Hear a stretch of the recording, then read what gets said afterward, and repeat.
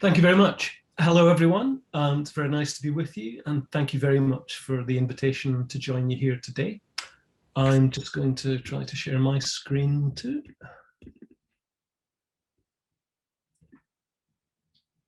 Do we have my screen up? Okay. Can anyone just confirm if you can see my slides? Yep. Thank you, Nick. Okay, I think the sequence of papers this afternoon has kind of a natural. There seems to be a natural sequence developing, which is quite serendipitous. So I'm going to share some ideas from a book that I co-wrote with my colleague, Dr. Mercedes Bunz of King's College London a few years ago, about the Internet of Things. And this, I think, reinforces and goes into a different kind of detail than Professor Couldry's paper just did, about how some of these processes that he was describing actually play out in our daily lives. And in particular, one thing I want to do in this paper is to personalize some of these processes by hopefully drawing out how they affect all of us every day through the device that we all have in our pocket or our purse or our hands right now, our smartphones. Now, when Apple launched its iPhone 10, this is an image of that product launch, the company's usual theatrical event made much of the device's array of sensors. Apple executives explained how its new facial recognition system used sophisticated digital imaging sensors, ambient light detection, infrared dot projection technology to achieve facial recognition required to unlock the device. They boasted of the iPhone's use of neural networks, and they demonstrated simple augmented reality applications of the facial recognition technology. In contrast, in what was quite a long presentation, neither man said anything about making phone calls, right?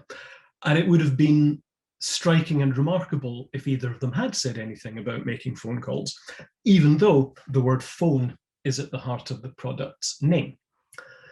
Now, this unremarkable observation about smartphones and phone calls is made to draw out a larger point.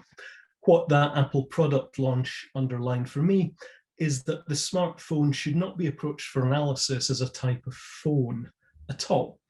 To see the device just as a special kind of phone is to misrecognize it in a way that recalls Marshall McLuhan's observation from 1967, that we apprehend new situations by grasping for a comparison with the past. He wrote in his book, The Medium is the Massage, with Quentin Fiore, when faced with a totally new situation, we tend always to attach ourselves to the objects, to the flavor of the most recent past. We look at the present, he said, through a rear view mirror. Now, McLuhan's point is in part about the uses of metaphor, and the word smartphone is clearly not a metaphor in the way that horseless carriage was for car. But just as the wider significance of the automobile turned out not to be that it didn't come with horses, so the wider significance of the smartphone is not that it can be used to make phone calls. And nor, I suggest today, is it best understood as a kind of computer either. For this too is to recognize the familiar antecedents, but to misrecognize what is actually new. So instead, I want to suggest to you today that the smartphone should best be understood as an assemblage of sensors. Now, sensors are components of a device or of a system whose purpose is to detect change in their environment and to communicate that change. What is both new and distinctive about the smartphones that I'm sure we all have with us right now is its use of sensors and the ways in which this is making network sensing both ubiquitous and, for now, so far taken for granted. So I want to talk to you today about some of the implications of this for our understanding of media and of communication. So let's go a little bit further with the kinds of sensors that that are in these devices. First, we should recognize that sensors are common in daily life, from smoke detectors to pregnancy tests, from shop doors that open automatically to lights that switch on when we enter the room. Sensors might measure or respond to physical stimuli, such as the fingerprints, retina structure, or voice patterns of a specific individual. Sensors may detect changes in their location, position, orientation, elevation, or speed or distance of movement. They may detect changes in moisture levels or atmospheric pressure. They may react to the presence of liquid or gas. They may record changes in the chemical composition of an entity, or they may respond to altered levels of heat or light or sound. Your device is packed with such sensors. And because your device with all its sensors is networked and identifiable, so are you. Your smartphone locates where you are, detects which direction you're heading, and records how quickly you're moving to get there. Its touch screen uses capacitive sensors that detect the user's fingertip gestures. It continually listens to the ambient environment so that when you speak to its digital assistant, for example, by saying, "Hey Siri," it's ready to respond. What we call the phone's cameras are digital image sensors that detect and interpret patterns of light. Depending on the model, your phone might contain a fingerprint or a retina sensor used to unlock the device and responsive only to the unique physical characteristics of the individual user. There may be a proximity sensor that shuts off the app screen when you're holding the phone close enough to your face to make a call. There may be a barometer that can sense air pressure and elevation. There may be a moisture indicator that detects when the device has been submerged in water. There may be an ambient light sensor that adjusts the brightness of the screen, or a magnetic field sensor to operate the inbuilt compass app and the device's location services used to define your precise physical position. There may be an accelerometer that adjusts the orientation of the screen from portrait to landscape as the device is tilted.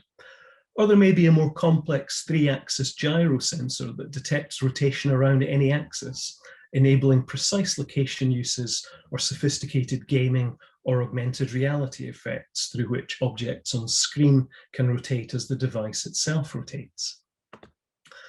To see the smartphone as just a kind of phone is to look at it in the rear view mirror.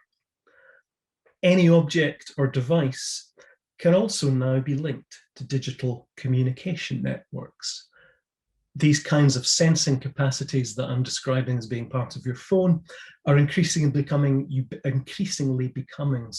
ubiquitous and embedded through the urban environment in which we move, work, and live.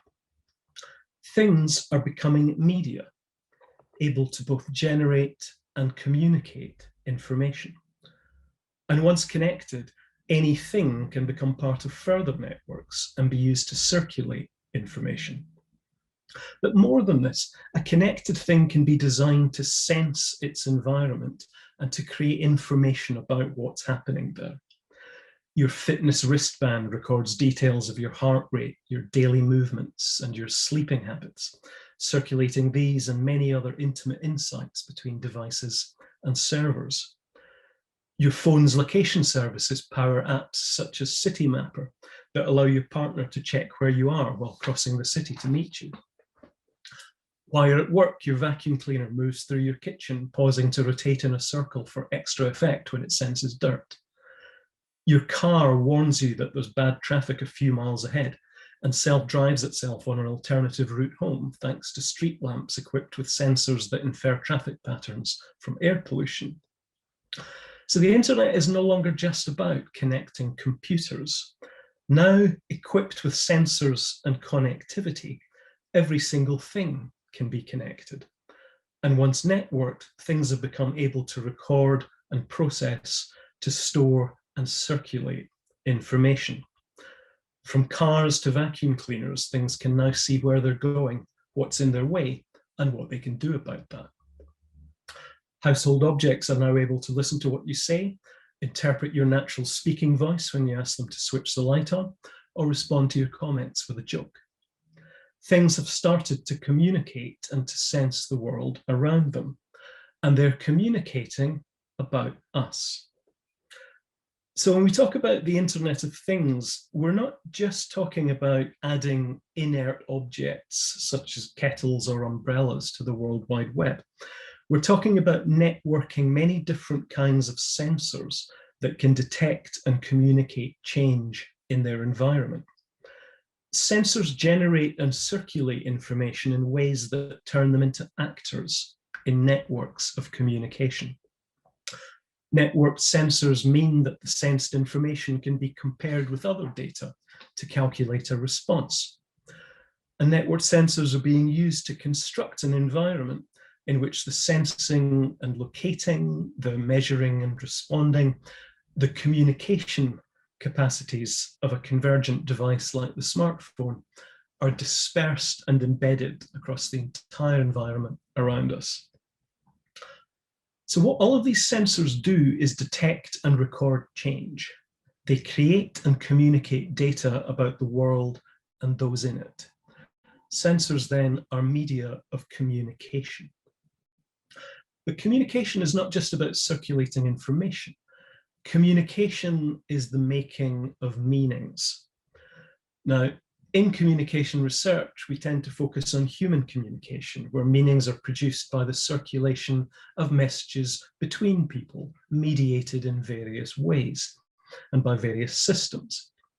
Messages might be exchanged one-to-one, as in, say, an exchange of letters between lovers, or messages might be exchanged few-to-many, as in, say, a TV news broadcast, or they might be many-to-many, as in the ferment and fervor of a trending Twitter hashtag. But in each of these cases, our focus in studying them is generally on the human beings who are producing, circulating, and interpreting these messages and texts. But now that things can be networked and equipped with sensors that allow them to detect and record information about their environment, they too can create data about the world and those in it, and they too can circulate that data. Communication now originates from networked things. Having been taught to sense the world around them and programmed to talk to people directly, things have been put in the roles of senders and receivers of information. So the human-to-human communication of those love letters, TV news broadcasts, and Twitter hashtags is now complemented by human-to-machine, machine-to-human, and machine-to-machine communication. Networked things don't simply respond to a stimulus or command. They produce information. They communicate. These networked sensors become not just a means of collecting or recording data, but they enable systems of interpretation and judgment through programmed algorithms that interpret data. By judgments, I mean things like here, is the air quality okay? Are you overweight? Is that large object you can see through the windscreen a reversing truck? These sensing networks are systems for making sense. They're not just used to record data, but to make meanings as well.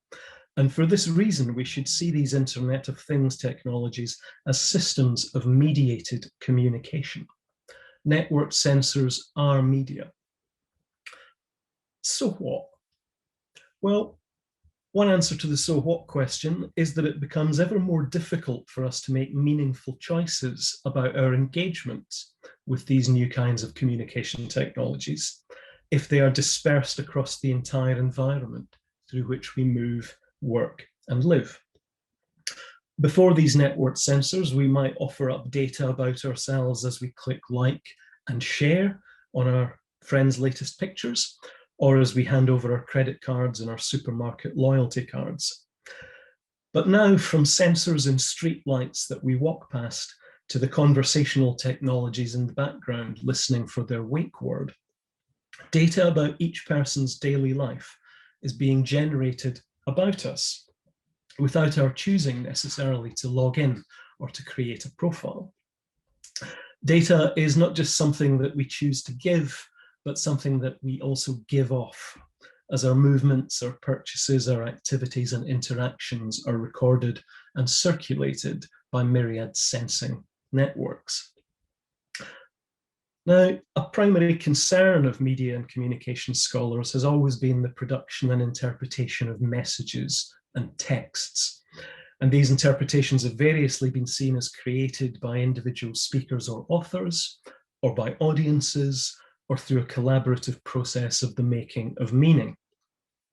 But in this new environment, meaning is no longer produced only by speakers or authors, and the very meaning of audiences shifts yet again. Instead, the making of meanings is now a dispersed process that now also involves network sensors and linked databases.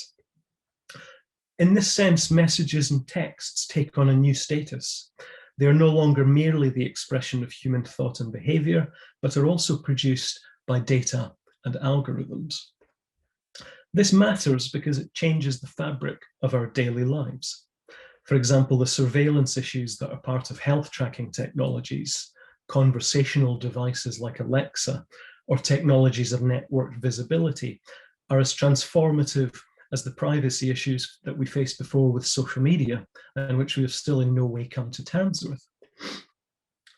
The smartphone is the most accessible example because it's familiar and it's personal, but it is only one example of how network sensors and connected things are being given new capacities to communicate with and about us.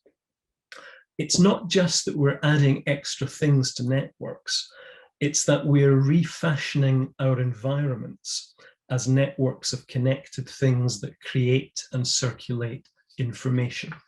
And this is new.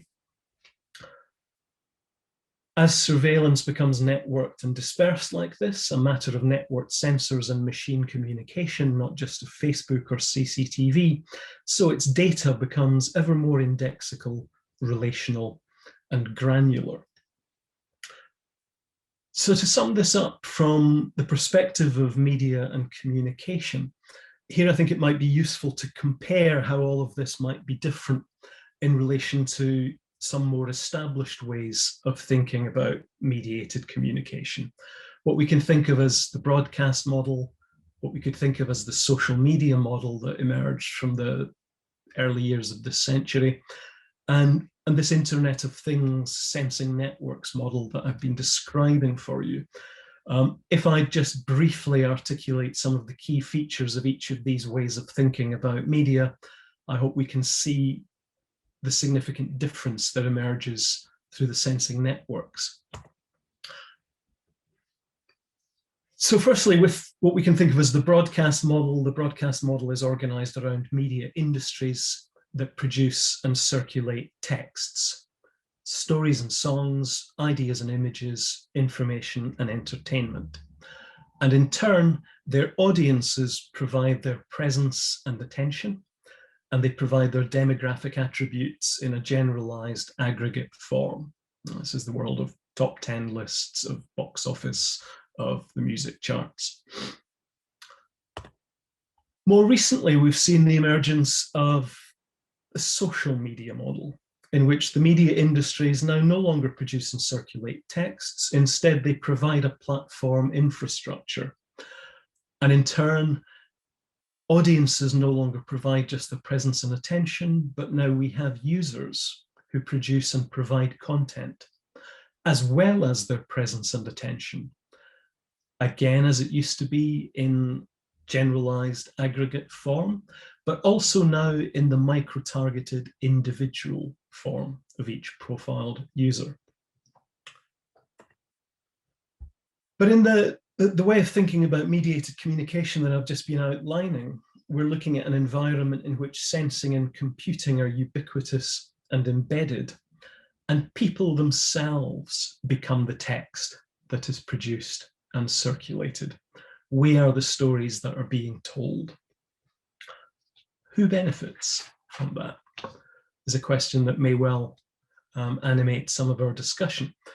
But for now, to close, whenever I talk about this, I like to give the last word to the late Mark Weiser, who coined the term ubiquitous computing. And in a a very influential essay he published in Scientific American 30 years ago. He observed that the most profound technologies are those that disappear.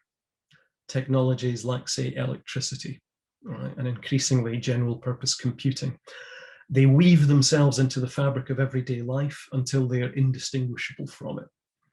And that, I think, is that is exactly why it is important for those of us with a professional concern in communication and media to pay attention to things like networked sensors now. I've always been very fond of a remark by John Fiske, where he said that communication is too often taken for granted when instead it should be taken to pieces. I think that's precisely what we should be doing with networked sensors right now, before they weave themselves into the fabric of everyday life until they're indistinguishable from it. We need to take them to pieces rather than take them for granted. I'll stop there. I hope I haven't gone over time. Thank you very much for your presence and attention.